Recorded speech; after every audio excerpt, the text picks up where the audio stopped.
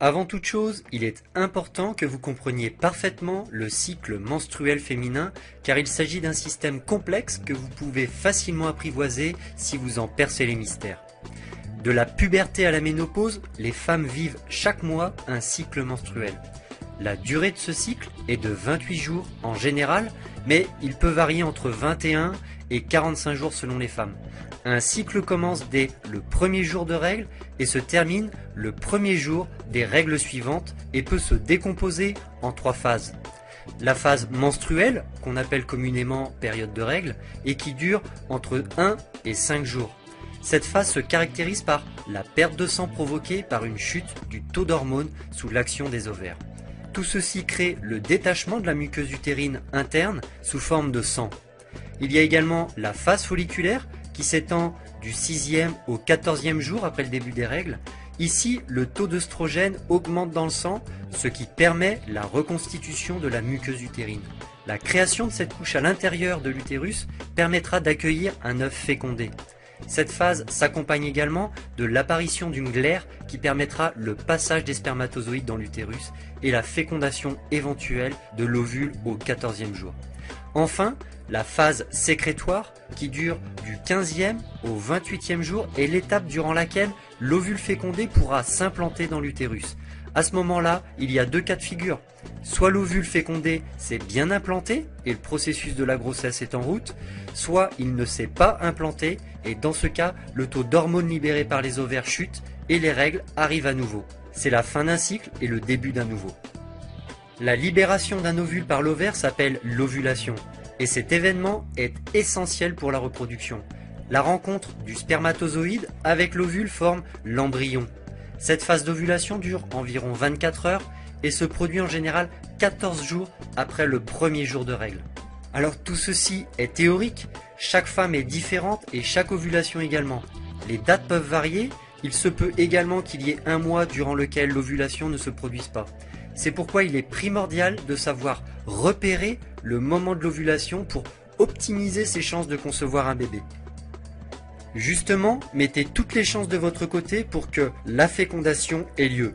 Pour cela, vous devez privilégier vos rapports durant cette phase d'ovulation. Encore faut-il la repérer. Voici plusieurs moyens de vous y prendre.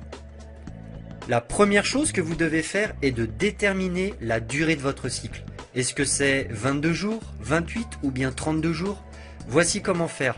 Notez sur votre calendrier la date précise du début et celle de fin de vos règles. Faites cela pendant 2 ou 3 mois.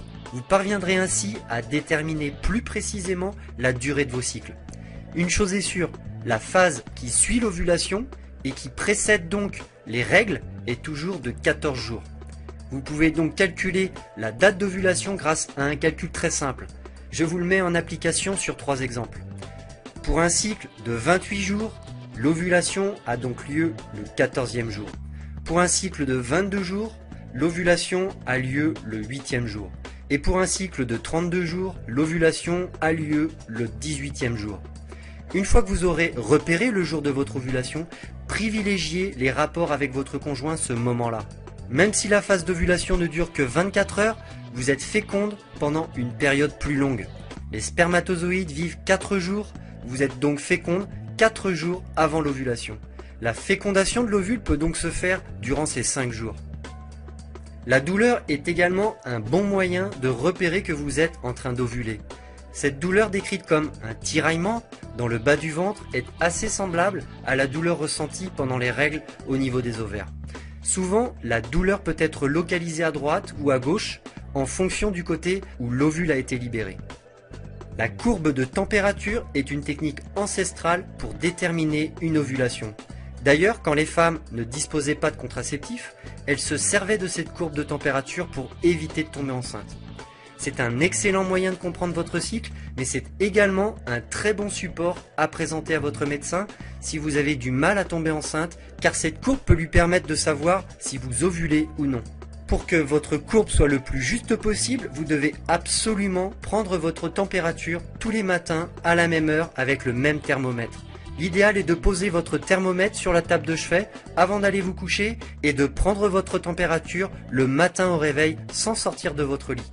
La courbe de température ne se limite pas qu'à noter votre température, vous devez plutôt la voir comme un journal de bord de votre cycle. Notez-y vos rapports, la prise éventuelle de médicaments et tous les détails susceptibles d'avoir un impact sur votre courbe. Sur votre courbe de température, vous pouvez distinguer deux phases. La première phase de 14 jours, durant laquelle la température oscille entre 36,1 et 36,7, puis la seconde phase de 14 jours durant laquelle la température passe la barre des 37 degrés juste après l'ovulation. L'ovulation a donc lieu entre ces deux périodes et plus exactement le dernier jour de la première phase quand la courbe est la plus basse. La glaire cervicale est un liquide sécrété par le col de l'utérus sous l'effet des hormones. Son rôle est de permettre la fécondation de l'ovule en facilitant le passage des spermatozoïdes au niveau du col de l'utérus juste avant l'ovulation. Le restant du cycle, cette glaire leur barre le passage. Elle a donc un rôle très important dans le processus de procréation et revêt différents aspects en fonction de son objectif, barrer la route ou au contraire l'ouvrir. Il est donc important de savoir repérer cette glaire et ses différentes apparences afin de savoir si vous êtes en phase d'ovulation.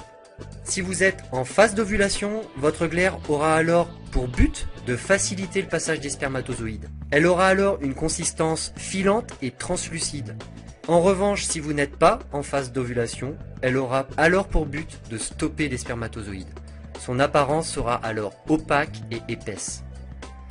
Il existe enfin un moyen efficace mais plus onéreux, environ 20 €, pour savoir si vous êtes en phase d'ovulation ou non.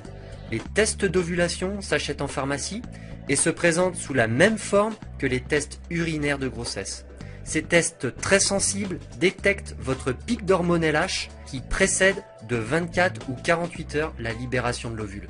Pour plus de fiabilité, ces tests s'effectuent sur plusieurs jours.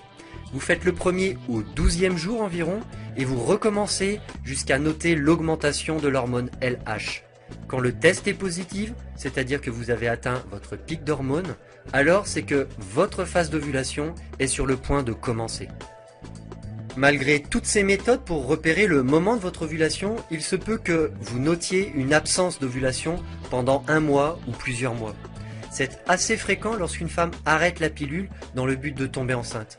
Il faut en quelque sorte laisser le temps pour que la machine se remette en route, comme on dit. Donc ne paniquez pas tout de suite en vous mettant en tête que vous êtes stérile car vous n'ovulez pas. Laissez quelques mois à votre corps.